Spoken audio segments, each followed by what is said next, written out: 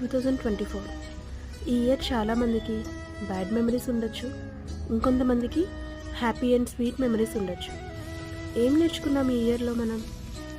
ఈ ఇయర్ వెళుతూ మనకి నేర్పించినవేంటి? First, save your money. అవసరం వచ్చినప్పుడు ఎవ్వరూ ఇవ్వరు. Second, love your family. మనకి ఫ్యామిలీ కన్నా ఏది ఇంపార్టెంట్ కాదు కదా. Don't trust everyone.